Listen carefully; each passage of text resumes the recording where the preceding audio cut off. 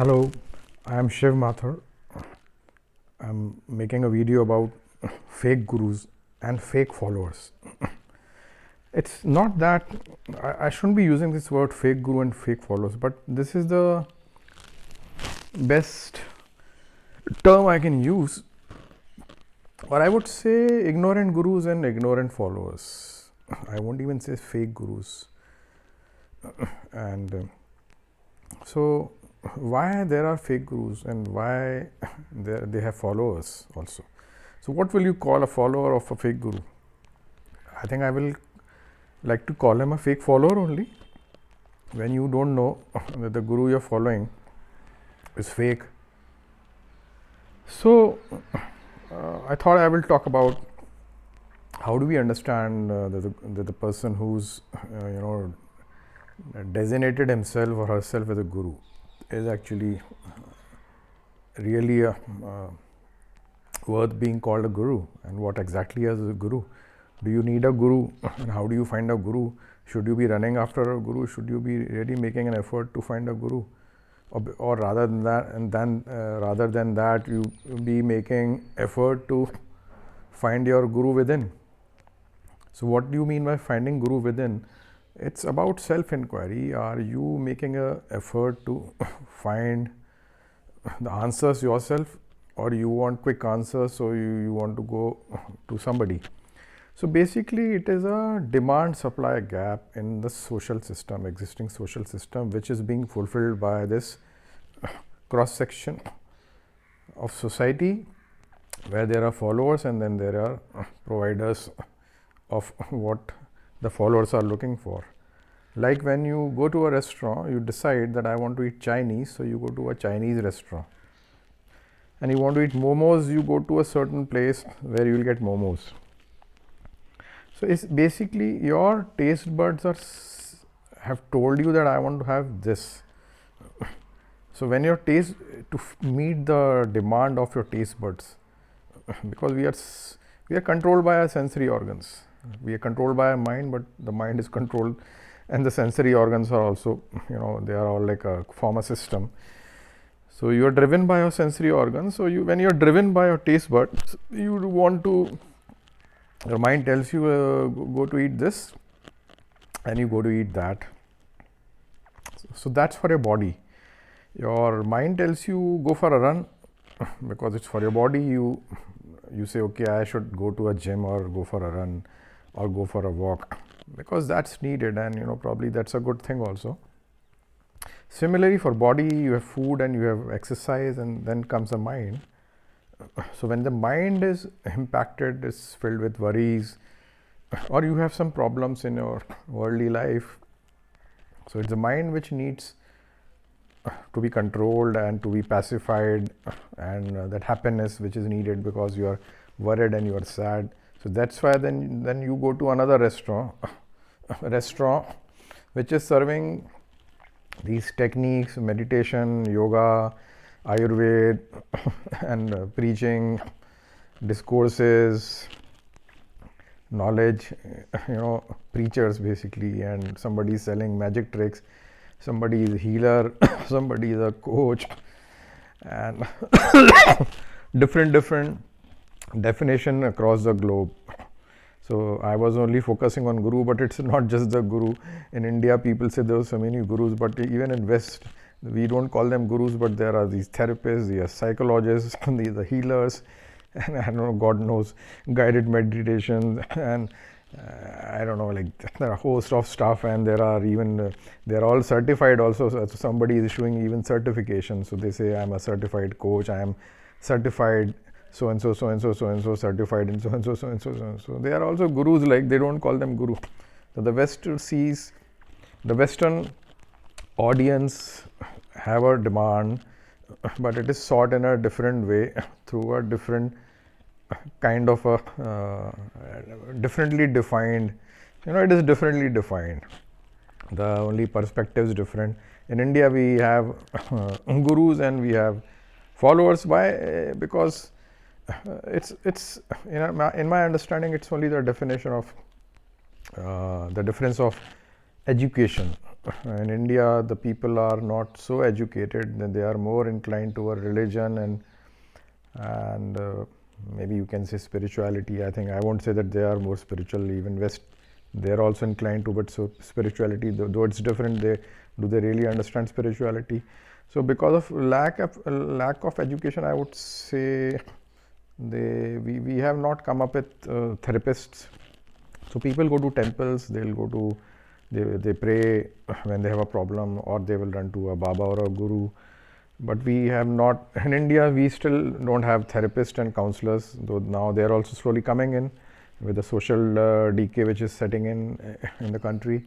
But if you look at West, it's already socially disintegrated, all destroyed, and India is also moving in the same direction, and all supported by the government. They want to see people divided who fight and then they rule. So in the West, you have these therapists. Every person, or every second or every third person, I'm not sure about this ratio, but I think I know a lot of teachers, even yoga teachers, they also go to therapists. Even a therapist goes to a therapist. I had a student in my class who was a therapist. So they have therapists. They don't have this guru thing. Guru thing only exists in India. And also there is a population difference. So in India, when somebody goes to someone, so then it's a rat race which begins, and then people. So the level of understanding of people in India and the West is different. So they are looking at more polished people preaching. In India, it is more camouflaged with religion. So there has to be a saffron clothes, and there should be an ashram. So the whole setting is different. But if you look, if you look really, literally both are same.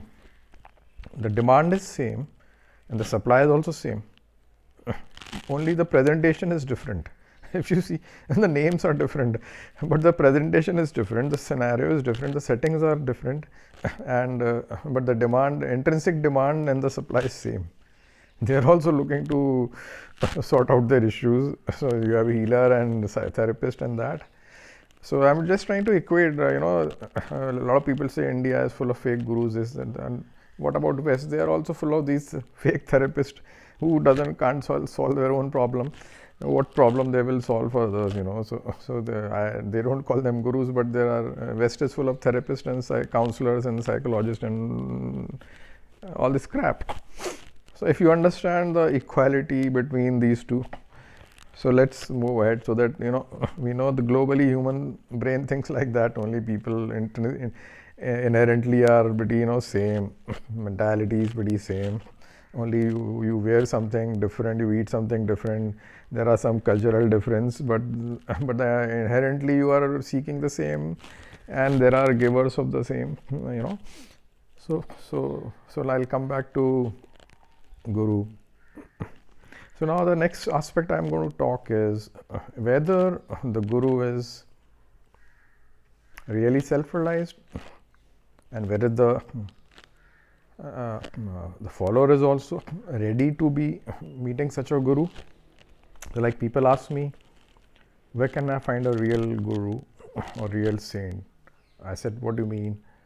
Then I asked them, you really, do you think that you are even prepared to find that real Guru, which as per your definition is like God realized? And after talking to me for an hour or two, quite a few people approach me, and then they say we are spiritual and all that. And in the end they will say, do you know any Guru who can put his hand on my head and I'll be blessed, and all my problems will be solved? So now the problem is, these are all fake spiritual seekers, because now there is a demand. Like as I said, you go to a restaurant to eat Chinese. So these people are now, all these followers, they are seeking something. What they are seeking? Two things. One is they want to justify what they are doing is right. So their ego. So they are ignorant people because of the ego. They don't want to do any self-analysis to find out why the problem is happening in the life. Are they reason for the problem? So they don't want to do a self-analysis. So they know there are problems and everybody blames somebody else just to justify that they are fair the game. So now they have certain points which have to be validated by somebody. So they meet someone, and now there are these gurus who know that these people only want, they should go happy, because if I agree to what they are saying, they will also give me a certification that he is a good guru. I will also certify them, they will also certify them. So you scratch my back, I scratch your back. So when that happens, the guru and disciple relationship prospers, and then more follow, and the guru knows, this guy knows that people, and this guy is knowledgeable, he knows, understands social things. With age and time he is understood, so he knows, he's a good talker, he knows what the people want, so he wants followership, he wants people following him or her, and he himself was progressing, but achieved some level of intelligence and understood the life to some extent, but the Maya takes over, the illusion takes over, and probably he fell from some height, because the urge for fame and money and power again trapped him or her, and he wanted to do now, create ashram, bigger ashram, more money and more followers. So basically it's an empire, like there are spiritual empires, so people want to create these spiritual empires. So when they achieve some level of knowledge and intelligence, and their fall starts. Instead of going up, their fall starts, and then they start creating these empires, and they are basically fulfilling the demand. They're supplying what the demand is. The demand is from these followers who are looking for certification that they are good, their thinking is good, and so then they start evolving some courses and techniques. So for some time they can actually convince them that if you do this or do this ritual, these tricks and different things they tell, and probably this will help you. So they keep engaged, and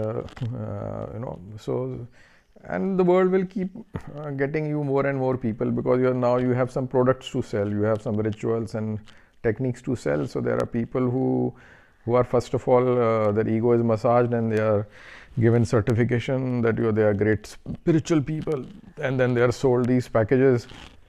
So these guys make money and they have followership, and but probably I would say eventually the truth will come out, and after some time, though, they will the followership will start reducing after a couple of years, and the new guy will come up, so they will flock to the new guy, and the new guy will sell some new techniques.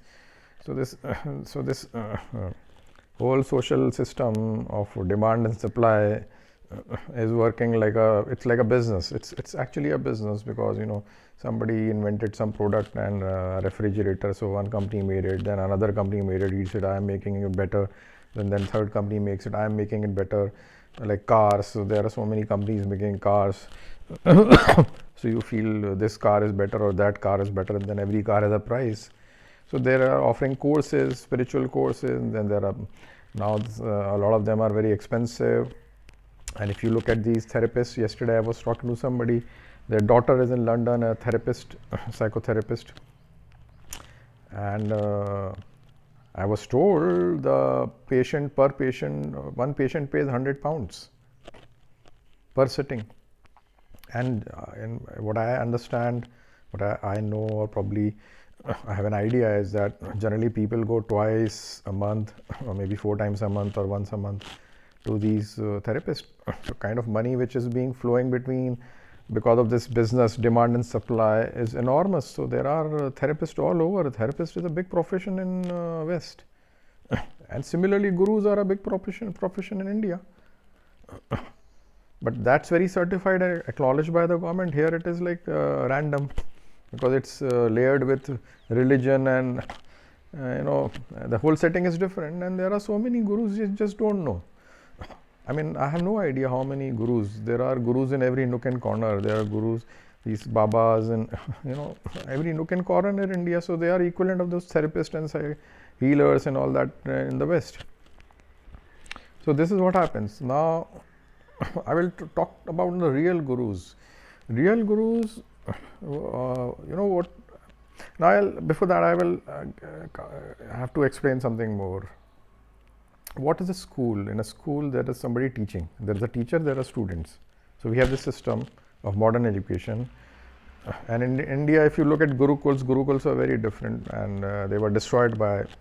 So they were like the right way of teaching. But today, this modern based system, which a teacher teaches from the book. Now, a teacher is teaching Newton's law, suppose, in physics. Now, Newton found the law.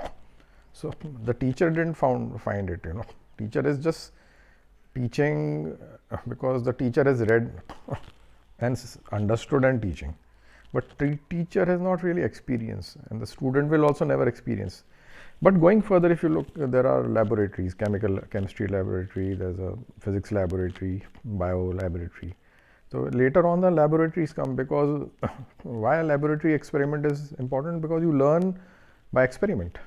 You are doing an experiment which has been done by somebody, but at least when you do the experiment, you see physically, and then you can visualize it correctly, and that's how you learn better compared to book learning. So isn't book learning, experiment lab is more important than learning is better than book learning.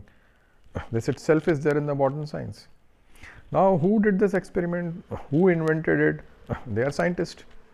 So they were the thinkers, they were the philosophers, they were the researchers, and we call them scientists in modern science. In India, like the rishis and rishi munis, they were all scientists. They researched. Now, what is research? What is being a scientist? How do you invent something? So you do experiments. What is experiment? Experiment is basically self-inquiry, self-analysis. You're thinking. You're like a philosopher. What is a philosopher? Who thinks logically and he does analysis. And through analysis, he is focused. He's actually, this is like a meditation, where in meditation you are fully focused on what you're doing. And a scientist is not seeking any help from any teacher. A real scientist who invents something has done it all by himself or herself. They all invented or discovered himself or herself. So it was their tapasya. It was like tapasya which they did.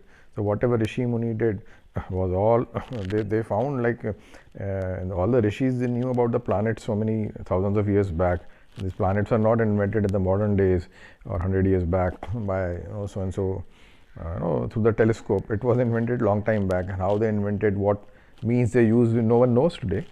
But they invented it, and through observation, and how they observed, and to which dimension they went into some samadhi, they went into astral form, how they did, and what was tapasya. Today, do you know of any yogi who's doing tapasya? We don't know, because probably they are not visible to us. But those Rishi Munis, and today all these fake gurus, they will have their names. Somebody will say Sadguru, somebody will say Shri 108, Shri 1008, and this and that. They have titles. So a fake guru will always have a title also, or sometimes even the people give a title. People will start telling them that you are a guru. So they will the people will also create a guru. So that person has no choice. He can't really stop people from giving him a title. So that also happens, because suddenly, like a couple of days back, I was somewhere else, and this person was telling me that you want to teach, and we had some kind of, not say argument, but then I confronted him. So he's telling J. Krishnamurti didn't want to be a guru, but finally people made him a guru. Then they created a foundation. They forced him to teach. But that's different. If you know something, you can always teach. So he didn't want to be called as a guru. People call him J. Krishnamurti only by his name only, and he was really good, very learned person. He realized a lot. He was he used to research and did self-inquiry. So he has his own audience, which are more intelligent and across the globe, and they are the ones who are actually more interested in self-inquiry. But these people are very less, like Swami Vivekananda, and they did all their research through traveling and self-inquiry, and then they went into different dimensions through their self-inquiry, and they had good knowledge, and they were quite established in their own self. Like these people are established in their own self, and today we lack such gurus. If you look at even Sadguru Jagi Vasudev, he says his wife took samadhi.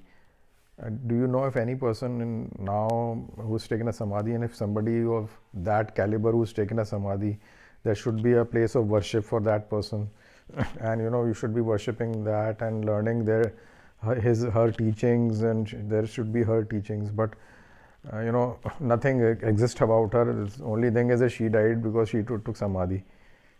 Now, if there is a yogi who's taken samadhi, he would have become very famous. But it's not her, she's famous, but it's him, he's famous. And he even gives advertisements these days. You see ads where he's talking. So he's promoting himself, and he wears expensive clothes, and lavish lifestyle, going on a bike and driving this and that, and playing that frisbee and this and that. He lives I would say he's a flamboyant guru, and people don't understand, but there are a lot of rich people who follow him, and there's a whole corporate organization. They have, you really don't know how much they are earning and how much they are really giving for charity and social work. So everybody does that charity because they have to show they're doing bhandara and feast and this, that. But what is the percentage of wealth which they are earning is going into that really? And you have to understand that if somebody is making 3 videos every day and advertising for himself, so obviously he's working on building his empire. They want to be everywhere. He goes to Davos for this World Economic Forum. He'll be then this climate change meet, sitting next to the Prime Minister with the leaders. So I don't say there is anything wrong in that, but he's like a modern guru. He's not that real guru.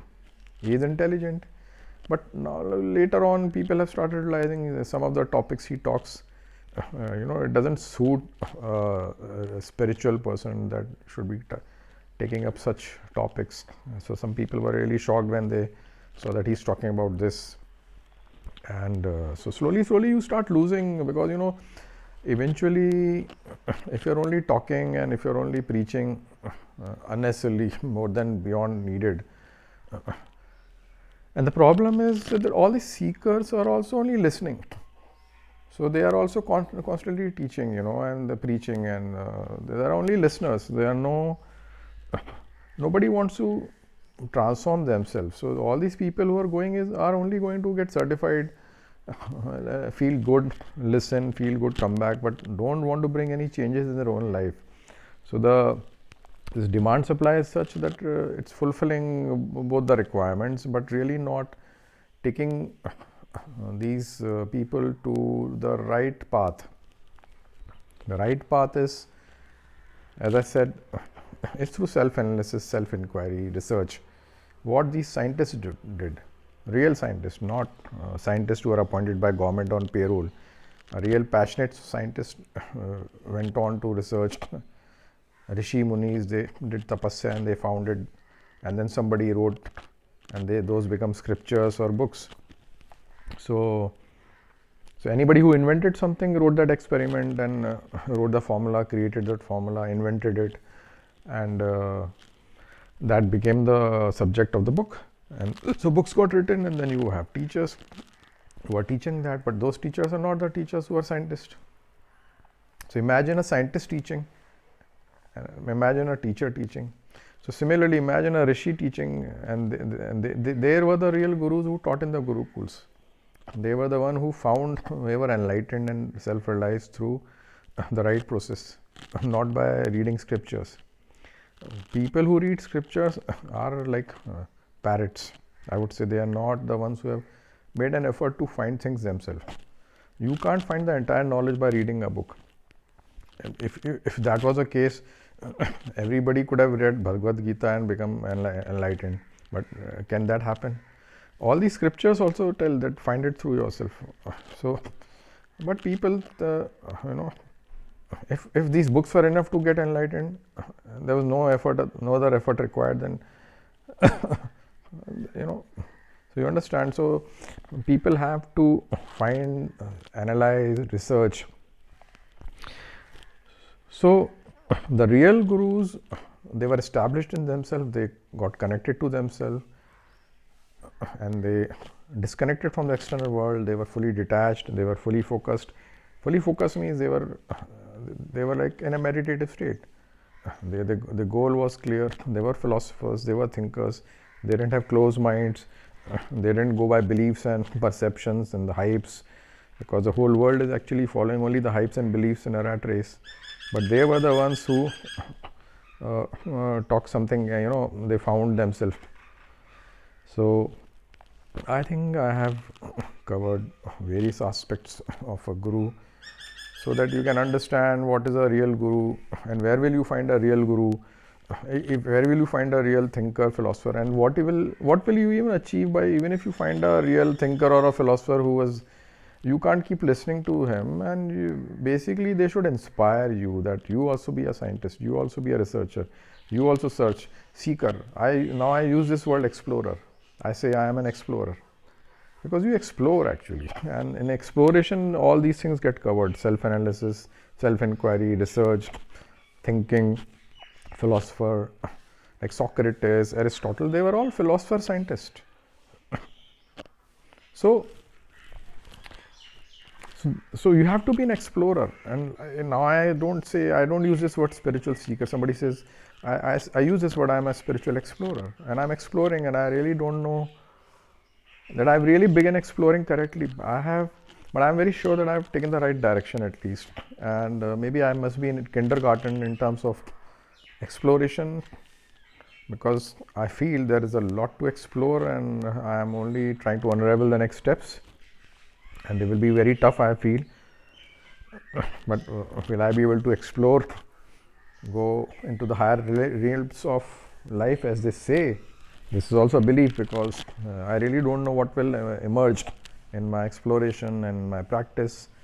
My practice is exploration actually, by analysis, thinking, and going into solitude and more focused, disconnecting from the external. Then only you can explore, then only you can analyze with full focus, and then probably you can unshackle the boundaries of the mind, and what are the possibilities the mind can provide, expansion to the higher dimensions, and probably they will emerge. So this is what the science is, I feel, and so one should be very, one should not run after gurus, searching for gurus. And a lot of people ask me, you have a guru? I said, actually I don't have an answer, because I am not chasing a guru and trying to find a guru. I meet many people, take inspiration from them, learn something which is good from them. Even if I say Jaggi Vasudeva is a fake guru, but he has some knowledge, and you can appreciate something which he's talking, and then ignore all the nonsense which is now coming from there, and probably now there'll be more nonsense, less of sense. So what I found, he doesn't close a topic. He starts talking, then he doesn't close it, because now he is lacking knowledge. Probably whatever he knew in the beginning, he spoke well, and that is all finished. And I think now it is his downfall, or probably he's struggling to maintain his charisma or status as a guru. And probably all this is temporary in this world. If you're trying to become something, don't try to become something. So learn from, there have been very established gurus. Their teachings are still there. You can read Gita, you can read Upanishad, you can read teachings of Swami Vivekananda. So everybody is trying to explain differently. Even I'm talking very differently. I'm connecting to day-to-day life, and I found if the teaching has to be very simple, more connected to the day-to-day life. What was written 5,000 years before, those stories may not be so relevant to today's lifestyle world. So it's better to, if you understand the essence, you can talk in a very simple way, and the simplest way you can convey. It's all about making somebody understand. It's not about showing that you know this scripture or that scripture. It's not about that. It's not knowing scriptures. About knowing things by your own finding, by your own exploration. And when you do that, then there is no book needed to refer to talk about something or teach something. Then you can probably explain it in a very simple way. Right now I'm only talking, it's a selfie video, but when I do when there is an interaction with real spiritual explorers or a satsang, then this interaction becomes more interesting. And so I think I have covered a lot. Maybe I might have missed out something, but I think it's enough for today. And I'm not trying to demean anyone. I'm not trying to demean a guru, some so-called gurus or physiotherapy, psychologists or these counselors, or even the seekers, the followers. I'm not trying to defame or demean anyone. I'm just telling this is what is there in the world today, and that's the fact. So one has to be you need to be a little aware if you really want to seek something, really truthful about, sincere about seeking. So do some brainstorming and think about it, what I was trying to convey. Thank you.